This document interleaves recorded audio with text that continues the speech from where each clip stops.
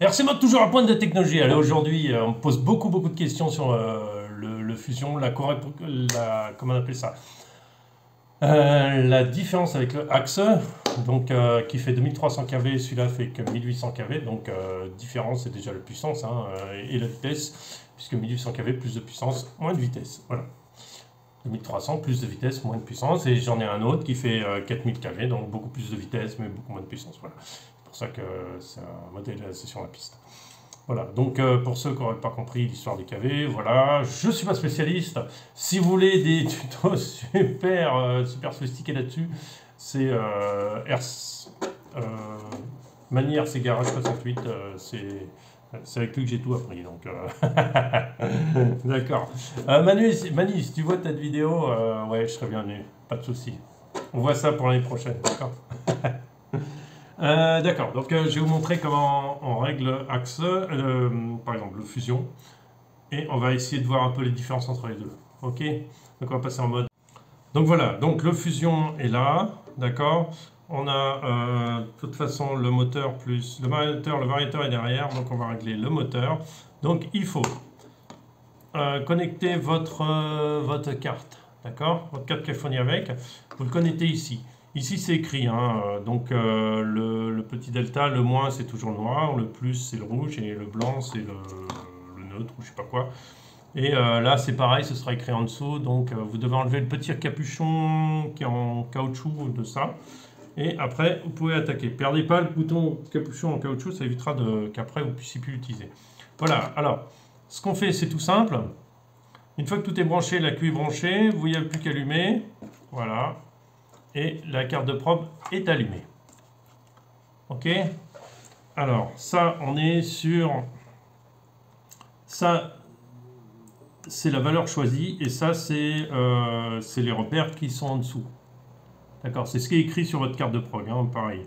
Donc, le premier, c'est le système qui permet... le premier, c'est le système qui permet en fait d'avoir la vitesse constante malgré quand ça monte et tout ça. C'est ce que je vous ai montré aujourd'hui. C'est ce qui est visible sur la vidéo. Donc oui, je suis en mode de fonctionnement. Après, je change. Le deuxième, c'est quoi? Le deuxième, c'est l'hypo. L'hypo, je peux avoir soit automatique, soit 2S, soit 3S. Voilà. Bon, ben moi, il est en automatique puisque j'utilise... Ouais, j'ai une 3S, mais bon... Comme ça, je ne serai pas embêté, mais a priori, voilà, mettez-le en automatique si vous utilisez. Après, le troisième, c'est le voltage où il va couper.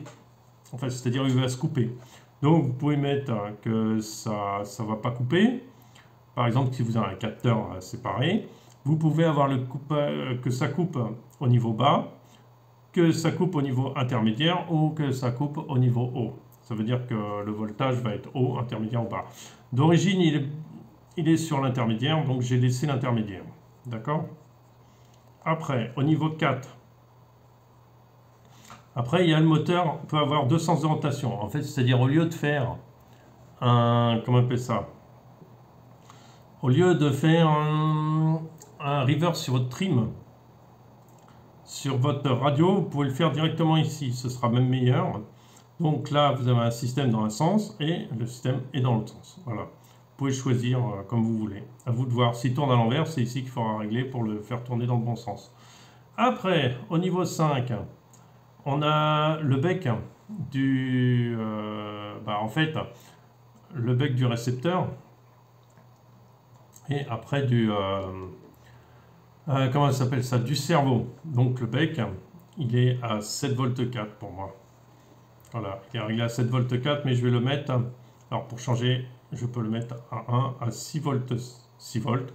Donc, mon cerveau sera moins puissant, mais mon récepteur aura moins de chances de griller. Voilà, ça dépend. Il faut savoir si votre récepteur prend du 7 volts 4 ou que du 6 volts. Ça, c'est à vous de voir. Regardez sur la notice. Après, on a le drag brake force. Alors, drag brake force, c'est la force à laquelle vous allez freiner. Là, on est au niveau 2. Donc, on est au level 1. Donc, après, on peut aller jusqu'au level 8. Je ne sais pas à quoi ça correspond exactement. Je pense que plus on monte, plus il va être fort. Mais moi, en fait, ça va être plutôt en fonction du poids du véhicule. Voilà, moi j'ai un véhicule assez léger, donc il est en level 1. Vu les essais aujourd'hui, j'étais très content. Bon, à la limite, je peux le mettre... attends, il est en level 2, pardon. Oui, s'il est en level 1, c'est 2. Je peux le mettre en 3. Attends, alors, value 1, 2, 1. Ah, pardon. 1, ok.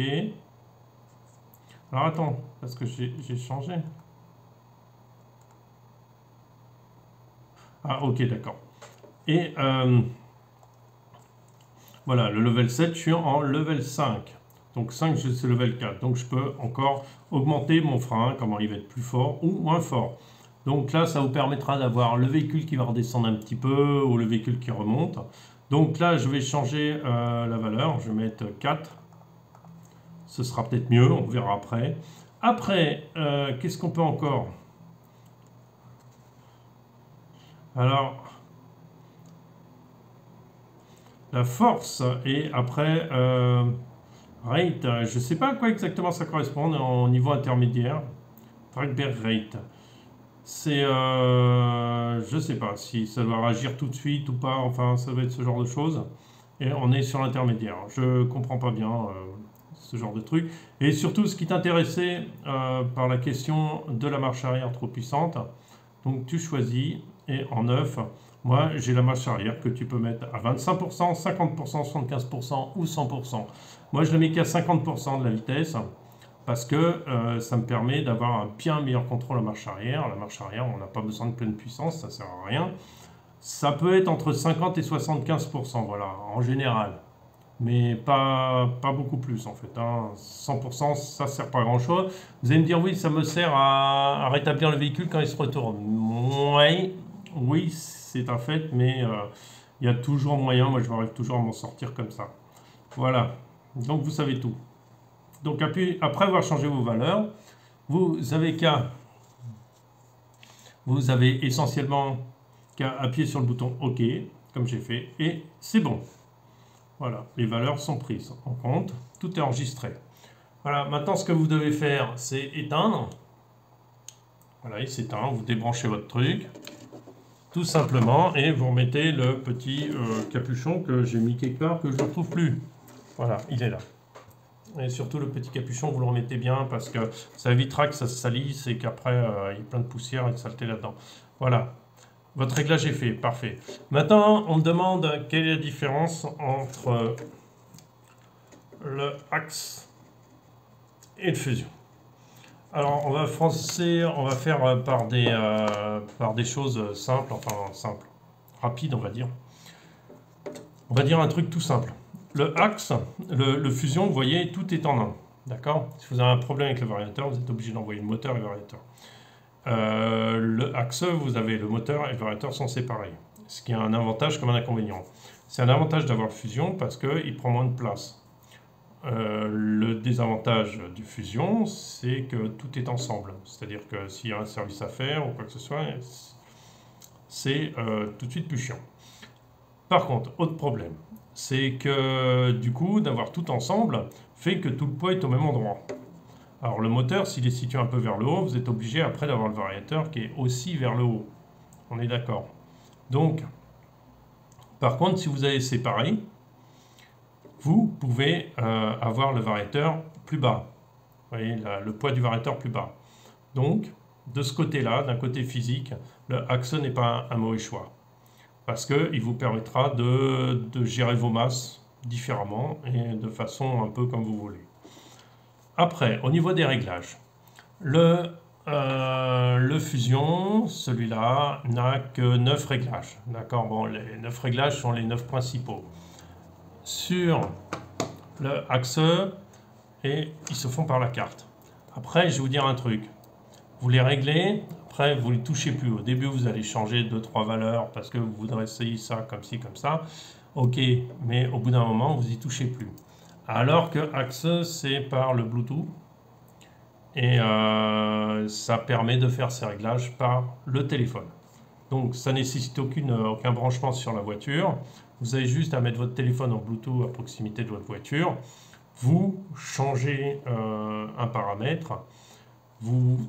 Le le valider sur l'application et après il va le transmettre au variateur qui après, une fois qu'il va l'avoir, il va falloir éteindre la voiture, la rallumer pour que les nouvelles valeurs soient mises en place. C'est tout. Qu'est-ce que ça change? Ça change qu'il y a beaucoup plus de réglages sur le... il y en a 15, je crois 15 réglages disponibles sur le Axe. Le truc d'avoir 15 réglages, c'est qu'il y en a, on s'en sert pas. Grosso modo, il y en a certains réglages qui ne servent pas à grand chose. On a vraiment... j'ai pas le détail là parce que c'est sur mon téléphone et que je suis en train de filmer avec, donc vous n'allez pas pouvoir voir ça tout de suite. Mais certains réglages, on ne sait même pas ce que c'est, on ne sait même pas quelle incidence ça a. C'est un peu trop, comment on appelle ça, un peu trop complet. Alors que là, la carte de prog, c'est relativement simple. Vous avez vu, il n'y a qu'un truc que j'ai pas avoir bien compris ce que c'était, mais en cherchant un peu, je pense que je vais trouver très rapidement. Voilà, vous avez les principaux réglages qui sont intéressants. Après, voilà, vous n'avez pas besoin de plus en fait, hein. Ce qui se passe, c'est par contre d'avoir votre fonction, c'est par YouTube, c'est par votre téléphone. Ce qui est le gros avantage, c'est que vous allez pouvoir faire des fichiers de réglage. C'est-à-dire, vous mettez un réglage typique. Vous allez dire, moi ce que j'ai trois réglages différents. J'ai un réglage pour l'expédition. Donc, tout est plat en fait, tout est normal. C'est le réglage d'usine. Donc ça, je l'ai appelé expédition parce que j'ai de la puissance sans avoir trop, j'ai pas trop de consommation, j'ai pas une voiture trop vive, j'ai pas une voiture trop lente. Je suis au bon milieu, quoi. Voilà, réglage de base. J'ai un mode crawler, donc ça, c'est des réglages propres que j'ai mis. J'ai organisé ça comme un fichier et on peut l'enregistrer par fichier en fait. Et dans le mode crawler, en fait, j'ai mis des valeurs très basses pour avoir un meilleur contrôle. J'ai plus de vitesse, il n'y a plus le turbo, il n'y a plus ci, il n'y a plus ça. Voilà. Et j'ai un mode, pas kamikaze, mais un mode super sport pour avoir un véhicule très vif, hein, très rapide. Donc ça, c'est le mode fun, ou je ne sais plus comment je l'ai appelé. Et dans ces cas-là, les valeurs sont augmentées au maximum pour avoir le plus de pêche possible, le plus de trucs pour qu'ils soient un peu plus amusants. Voilà. Qu'est-ce qui se passe en réalité? Parce que ça, c'est bien, vous avez trois valeurs à peu près, vous pouvez les modifier au fur et à mesure. Qu'est-ce que vous faites? En fait, vous allez changer votre fichier, complètement. Tous les réglages vont se changer par rapport à ce que vous avez enregistré dans le fichier. Et après, vous allez l'envoyer au variateur qui lui va tout changer. Vous l'éteignez, vous le rallumez, tout, vous êtes en mode crawler. Vous allez passer en mode expédition. C'est très vite fait. C'est l'avantage, c'est que vous allez pouvoir arriver, rouler, faire un cruise, quoi, en fait, rouler avec les autres, et vous arrivez sur des cailloux, sur une partie très technique, où, ben voilà, en 3 secondes, vous allez pouvoir, en 10 secondes, vous allez pouvoir changer vos valeurs, et pouvoir avoir des valeurs beaucoup plus efficaces pour un pilotage beaucoup plus fort. Voilà, ça c'est le gros avantage du Axe. Et ça se fait directement sur le variateur, sur le téléphone. Donc il n'y a pas de manip à faire sur la voiture, quoi. Juste à l'éteindre et à rallumer, c'est tout. Ce qu'il y a à faire, il y a une manip de connexion bien sûr, mais pas sur la voiture, c'est sur le téléphone. Après, en réalité, est-ce que ça s'utilise? En fait, pas vraiment, parce que c'est des valeurs que vous pouvez utiliser, bien sûr, mais en théorie, c'est très très bien. En pratique, bah, vous restez en fait sur le milieu et vous adaptez votre pilotage, en fait, tout simplement. Donc du coup, par simplicité et parce qu'on n'y pense pas forcément sur le terrain à le faire, parce qu'après on n'y pense pas non plus et ci et ça, donc du coup, le plus simple c'est qu'on reste à des valeurs de base légèrement modifiées par rapport à ses préférences et voilà, c'est tout. Et du coup, on reste là et on fait pas des gros changements particuliers, alors que ça prend pas beaucoup de temps à le faire. Moi, généralement, j'y pense pas. C'est sur la 504. La 504, elle est beaucoup plus faite pour comment on appelle ça? Pour faire l'expédition, hein, pas pour faire ce genre de truc. Donc voilà les grosses différences. Après, l'avantage du Axe, c'est que vous avez un moteur plus court, du coup, parce qu'il n'y a pas le variateur derrière. Donc il se case dans tous les véhicules sans aucun problème. Le Fusion est un peu plus long, donc les 550, je crois qu'ils ne passent pas sur tous les véhicules, mais ça ne va pas poser un gros problème majeur, hein, de toute façon. Voilà, donc j'espère vous avoir éclairé un peu sur les deux. Là, on vient de voir les réglages du Fusion. Donc vous avez vu, c'est très simple. Il y a un Fusion 2300 kV Pro. Alors il me semble déjà l'avoir vu depuis longtemps celui-là. Et il n'était pas dispo, je ne sais pas ce qui se passait. Mais du coup, j'en ai vu quelques-uns à la vente même. Mais ça date d'il y a 6 mois, un peu plus d'un an. Mais là, ils reviennent sur le marché, ceux-là. Alors, si c'est 2300 kV, ben, vous aurez plus de vitesse. Voilà. Ben, ça ne me dérange pas parce que l'autre a des petits trous, donc que ça tourne plus vite, ça m'arrange. Voilà, 1800, bon, ça, c'est pas fulgurant de vitesse hein, là-dessus, mais ça va, ça fait le boulot, s'il n'y a aucun souci. Voilà. Bon, sur ce, j'espère avoir bien éclairé votre lanterne, comment faire et tout ça. Ma vidéo va être un peu longue, malheureusement. Alors, petit détail important quand même, parce qu'on n'a pas parlé de l'utilisation de la maîtrise du contrôle et tout ça. Alors, il faut savoir que sur le Traxxas TRX4, la Peugeot 504, j'ai la télécommande de Traxxas. Donc, la télécommande qui n'a aucun réglage compliqué, c'est vraiment des réglages de base qu'il y a dessus et qui est pré-réglé déjà pour la voiture, c'est pour ça que j'ai essayé dessus. Après, cette télécommande n'a pas de réglage. Donc, en fait, ce qui se passe, c'est que le AXA, avec tous ces réglages, va pouvoir compenser le fait que la télécommande n'en a pas du tout. Voilà. Par contre, sur le Axial, avec le Fusion, moi j'ai ma télécommande qui a déjà plein de réglages. Complété à ça, j'arrive à avoir vraiment une plage de réglages énorme. Et j'arrive aussi à avoir, comment dire, un contrôle différent. Parce que je trouve que le Fusion est beaucoup plus souple, beaucoup plus agréable à utiliser. Mais en partie, ça vient pas que du Fusion, ça vient aussi de la télécommande. C'est pour ça qu'il m'est difficile de le comparer purement sur le terrain. Sans, comment on appelle ça, parce qu'on n'est pas sous la même télécommande, qui n'ont pas les mêmes fonctions. Donc si vous voulez, c'est un peu compliqué de faire vraiment un truc bien précis parce que voilà, ma télécommande elle est réglée par rapport à un Brochud qui n'avait pas autant de réglages, mais bon, qui était pas mal réglé. Et du coup, ça rajoute en plus de ça, ce qui me fait vraiment un truc très très souple et très agréable à utiliser. L'autre est beaucoup plus sec, mais l'autre est plus sec parce qu'il est réglé aussi avec une télécommande qui n'a aucun réglage. Donc là-dessus, ce sera difficile d'être vraiment neutre. Et je pense pas que je vais m'amuser à changer les radios pour vous faire des essais parce que c'est lourd et je n'ai pas vraiment le temps pour ça, quoi. Voilà, c'est ce que je voulais rajouter. Salut.